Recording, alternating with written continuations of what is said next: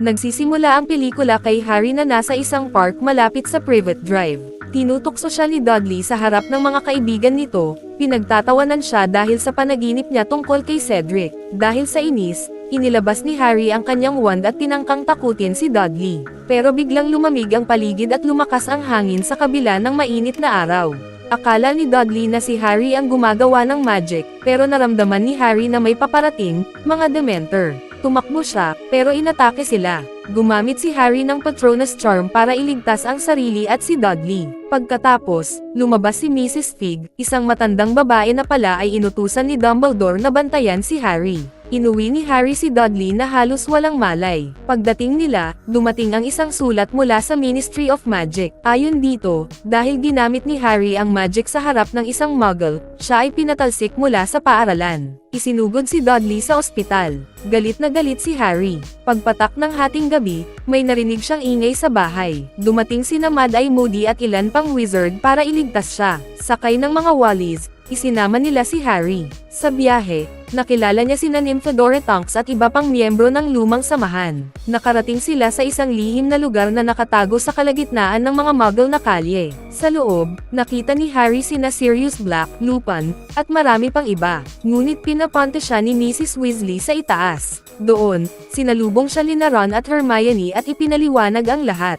Nasa bahay daw sila ni Sirius, at ito ang punong himpilan ng Order of the Phoenix. Naiinis si Harry, bakit walang nagsabi sa kanya, ni isang sulat ay walang dumating. Ipinaliwanag ni Ron at Hermione na ipinag-utos ni Dumbledore na huwag silang magsabi ng kahit ano kay Harry. Samantala, may meeting sa ibaba at sinubukan ni Harry na makinig, pero pinigilan sila ni Mrs. Weasley. Naghapunan ang lahat, at napag-usapan na ang pagdinig ni Harry ay gaganapin sa Ministry of Magic, sa parehong courtroom kung saan nililitis ang mga mapanganib na Dark Wizard. Ayon sa mga pahayagan, sinusubukan ng Ministry na patunayan na hindi pa bumabalik si Voldemort, at sinungaling sina Harry at Dumbledore. Mas interesado ang Ministry sa kapangyarihan kaysa sa katotohanan. Ikinwento ni Sirius kay Harry na muling nagtatayo ng hukbo si Voldemort, at ngayon ay may hinahanap itong isang makapangyarihang sandata na wala siya noon. Kinabukasan, sinamahan si Harry ni na Mr. Weasley at iba pa papuntang Ministry para sa pagdinig.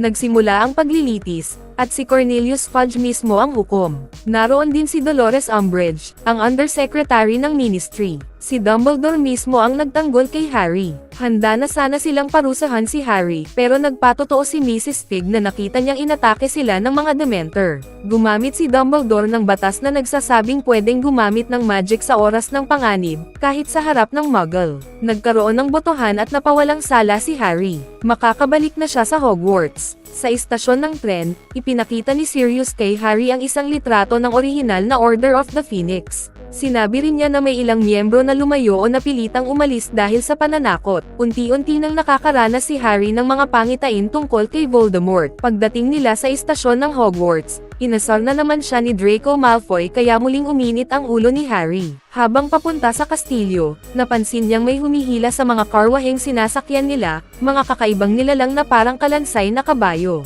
Hindi niya ito nakita noon, at tila siya lang ang nakakakita. Akala ng iba, tulad ng nakagawian, kusa lang gumagalaw ang mga karwahe. May isang babaeng nakaupo sa parehong karwahe ni Harry na nagsabing nakikita rin niya ang mga nilalang.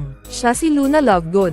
Nakatutok siya sa isang magazine na baligtad ang pagkakabasa at medyo kakaiba ang kilos. Dumating sila sa Hogwarts at nagsimula ang hapunan. Inanunsyo ni Dumbledore ang dalawang pagbabago sa mga guro. Una, hindi muna magtuturo si Hagrid ngayong taon, at pansamantala siyang papalitan ni Professor Grubbly Plank. Pangalawa, ipinakilala ang bagong guro sa Defense Against the Dark Arts, si Dolores Umbridge. Nakilala agad siya ni Harry bilang ang babaeng nandoon sa kanyang pagdinig sa Ministry. Tumayo si Umbridge at nagbigay ng isang mahabang, nakakainip na talumpati tungkol sa mga mahigpit na patakaran at disiplina. Dito napagtanto ni Harry na direkta nang nakikialam ang Ministry sa Hogwarts. Pagbalik ni Harry sa dormitoryo, napansin niyang may pagdududa na ang ibang estudyante sa kanya dahil sa mga balita sa dyaryo. Pati ang kaibigan niyang si Seamus ay hindi naniniwala sa kanya at iniisip na nagsisinungaling siya. Pero buo ang suporta ni Ron at Hermione. Dahil sa inis, pinatulan ni Harry si Seamus at inamin kay Ron na palagi siyang nananaginip ng masama, tungkol kay Voldemort at sa Department of Mysteries. Kinabukasan sa klase ni Umbridge, puro teorya lang ang itinuro niya. Inanunsyo niyang wala ng aktwal na pagsasanay para sa pagtatanggol sa sarili. Nang questionin ni Harry kung paano sila matututo kung hindi sila magsasanay sa totoong panganib, kalmadong sinabi ni Umbridge na wala namang panganib at si Harry ay nananakot lang. Sinabi ni Harry na nakita niya si Voldemort at nasaksihan mismo ang pagkamatay ni Cedric. Dahil dito, pinatawan siya ng detention. Sa detention, pinapunta siya sa opisina ni Umbridge. Ibinigay sa kanya ang isang espesyal na quill na habang nagsusulat siya ng "I must not tell lies" ay inuukit din ito sa likod ng kanyang kamay. Hindi nagpakita ng kahinaan si Harry at tiniis ang sakit, patuloy lang sa pagsusulat. Samantala, nagsimulang magpakitang gilas sina Fred at George sa kanilang mga bagong joke products sa ibang estudyante. Napansin ni Luna ang sugat sa kamay ni Harry at sinabihang ipagbigay alam ito kay Dumbledore. Pero tumanggi si Harry, pakiramdam niya'y parang binabaliwala siya ni Dumbledore simula pa ng pasukan. Umalis si Harry nang hindi kinakausap si Dumbledore. Pakiramdam niya'y mag-isa lang siya, kaya sumulat siya ng liham kay Sirius para ilabas ang kanyang kalungkutan. Kalaunan, muling nakita ni Harry ang kakaibang kalansay na mga kabayong humihila sa mga karwahe. Sinundan niya ito papunta sa Forbidden Forest. Doon niya nadatnan si Luna na hinahaplos ang isa sa mga nilalang. Ipinaliwanag ni Luna na ang mga ito ay tinatawag na Thestrals, mga mahiwagang nilalang na tanging mga taong nakakita na ng kamatayan lang ang nakakakita. Ikinwento niya na nasaksihan niya ang pagkamatay ng kanyang ina noong siya'y 9 na taong gulang. Naniniwala si Luna sa pagbabalik ni Voldemort at sinabi kay Harry na hindi siya nag-iisa, siya lang ang tila tunay na nakakaintindi kay Harry. Mahinahon niyang ipinaalala na ang pag-iisa ay lalo lang nagpapalala sa lahat, at yan mismo ang gusto ni Voldemort mangyari. Napagtanto ni Harry ang totoo at agad siyang lumapit kina Ron at Hermione sa Gryffindor table. Pinag-uusapan nila kung gaano ka-grave ang parusa ni Umbridge. Ayon kay Umbridge, ang mga reklamo nila ay tila paghihimagsik laban sa Ministry, kaya't idineklara niyang may kailangang gawin upang ayusin ang Hogwarts. Kinabukasan, isang opisyal na abiso ang dumating, itinalaga si Umbridge bilang High Inquisitor ng Hogwarts. Ngayon, may kapangyarihan na siyang siyasatin ang buong paaralan. Agad siyang nakialam sa bawat klase, kinu-question ang mga guro, ipinagbawal ang mga produkto ni na Fred at George, nagpatupad ng matitinding tuntunin, at tinangkang tanggalin si Professor Trelawney. Pero hinarang siya ni Dumbledore. Sinabi niyang maaaring alisin ni Umbridge si Trelawney sa pwesto bilang guro, pero tanging siya lamang, bilang headmaster, ang may karapatang magpatalsik sa isang tao mula sa kastilyo. Kaya't pinayagan ni Dumbledore si Trelawney na manatili sa Hogwarts. Galit na galit si Hermione, paano raw makakapasa ang mga estudyante kung ganito ang sitwasyon? Bigla, lumitaw ang mukha ni Sirius sa loob ng Furry Place. Ipinaliwanag niyang hindi gustong matuto ng tunay na pagtatanggol ang mga estudyante ni Umbridge, dahil pinaniniwalaan nitong nagtatayo si Dumbledore ng hukbo laban sa Ministry. Mas lalong pabor ito kay Voldemort, dahil hindi maayos na gumagalaw ang Order of the Phoenix, may mga taong biglang nawawala, at si Sirius mismo ay hindi rin makagalaw para tumulong.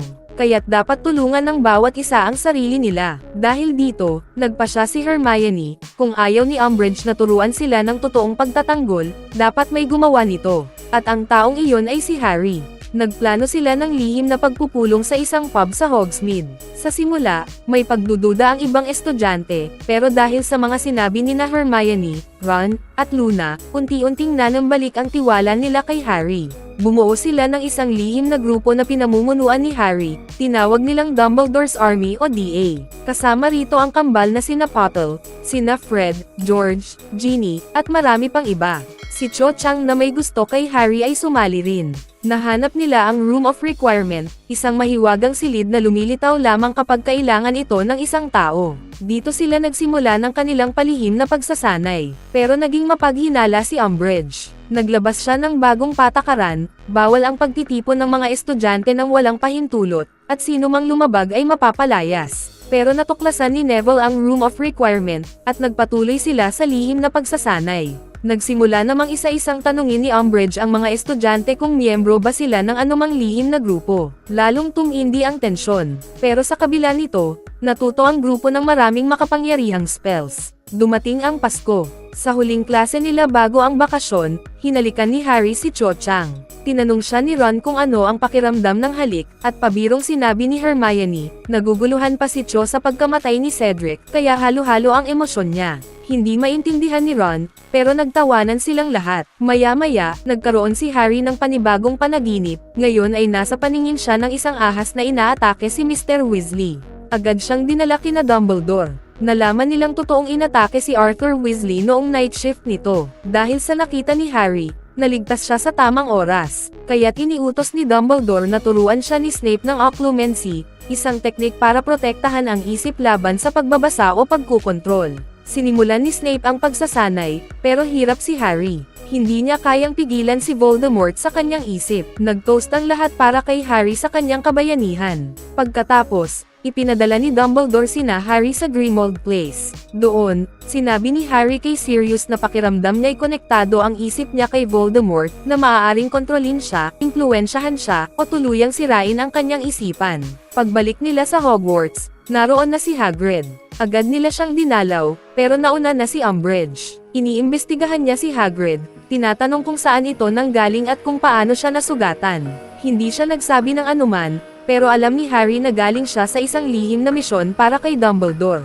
Kalaunan, nabunyag na pumunta si Hagrid para makipag-alyansa sa mga higanti. Naglabasan ang balita, nakalabas si Bellatrix Lestrange mula sa Azkaban. At tulad ng dati, si Sirius ang sinisisi. Nabahala si Harry, pati ang Daily Prophet, nagsisimula ng pagtakpan ang katotohanan. Ikinwento naman ni Neville ang tungkol sa kanyang mga magulang, kung paano sila pinahirapan ng mga Death Eater. Nangakong maghihiganti siya balang araw. Tinuruan ni Harry ang lahat ng Patronus Charm. Masigasig si Neville at unti-unting lumalakas. Bigla, nahuli ni na Umbridge at ng kanyang Inquisitorial Squad ang DA habang nagsasanay. Nahanap nila ang listahan ng mga miyembro at inakusahan si Dumbledore na siya ang may pagkana ng grupo. Agad na inako ni Dumbledore ang buong responsibilidad.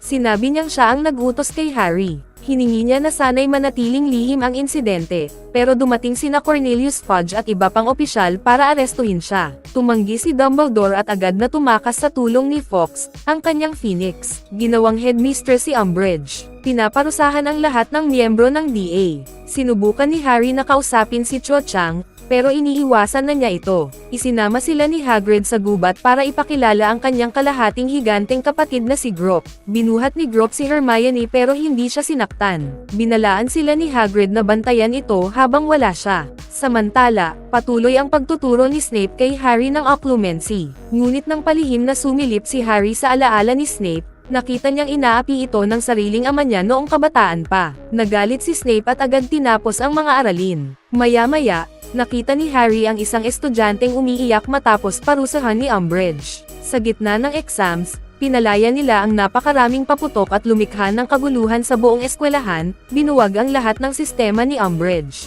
Natuwa ang mga estudyante at maging ang ibang guro. Ngunit biglang nakakita si Harry ng isang pangitain, nakita niyang pinahihirapan si Sirius. Napagtanto niyang nangyayari ito sa Department of Mysteries. Ikinwento niya ito kina Ron at Hermione. Pinaghinalaan ni Hermione na baka bitag lang ito ni Voldemort, pero buo ang loob ni Harry. Sinubukan nilang gamitin ang furry place ni Umbridge upang makapunta sa Ministry gamit ang flow powder. Ngunit nahuli sila ni Umbridge at ng kanyang Inquisitorial Squad.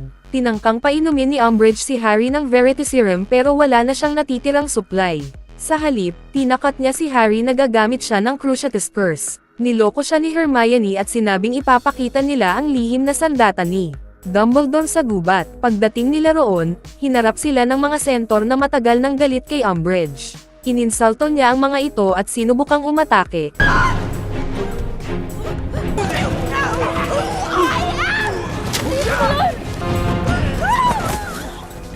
I'm sorry, Professor. I must not tell lies. Kaya't dinala siya ng mga sentor palayo. Bumalik sina Harry at Hermione at muling nakasama ang iba pa. Gamit ang mga Thestral, lumipad silang lahat papuntang Ministry of Magic. Sa Department of Mysteries, pumasok sila sa isang silid na puno ng mga kristal na orb. Nahanap ni Harry ang isa na may pangalan niya. Nang hawakan niya ito, biglang dumating ang mga Death Eater at hiningi ang Propecia. Tumanggi si Harry at nagsimula ang matinding laban.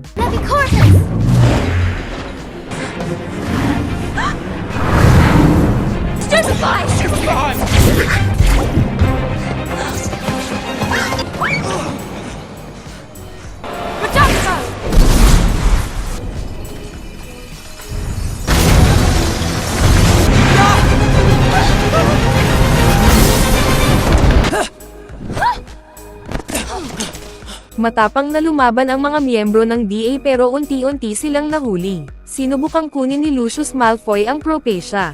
Handa na sana itong ibigay ni Harry, pero dumating ang Order of the Phoenix, sina Sirius, Lupin, Tonks, at iba pa. Nagkaroon ng matinding sagupaan. Si Sirius, habang nakikipaglaban, ay nataman at nahulog sa belo, tuluyang nawala. Hinabol siya ni Harry, tinawag siya, hindi makapaniwala sa nangyari. Tumatawa si Bellatrix Lestrange at inaasar siya. Sa sobrang galit, hinabol ni Harry si Bellatrix at sinubukang salangin ito ng sumpa. Biglang narinig ni Harry ang boses ni Voldemort sa kanyang isipan, inuutusan si Bellatrix na patayin siya. Ngunit dumating si Dumbledore sa tamang oras. Nagpakita si Voldemort at nagsimula silang magduelo, isang makapangyarihang labanan. Halos matalo ni Dumbledore si Voldemort.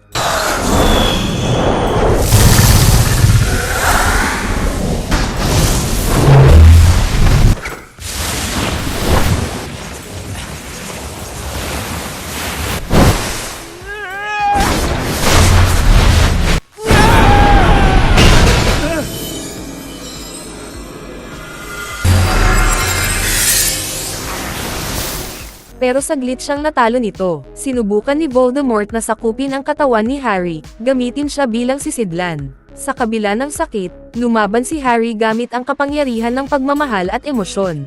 Naalala niya ang mga kaibigan niya, si Sirius, at lahat ng mahalaga sa kanya.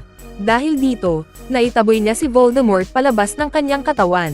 Sa mismong sandaling iyon, dumating ang mga opisyal mula sa Ministry at nasaksihan mismo si Voldemort. Agad itong tumakas. Wala nang makakaila, totoo ngang nagbalik si Voldemort. Nagbitiw si Cornelius Fudge bilang Minister of Magic at naglabas ng pampublikong pahayag na kinukumpirma ang pagbabalik ni Voldemort. Sa wakas, nalinis na ang pangalan ni Harry.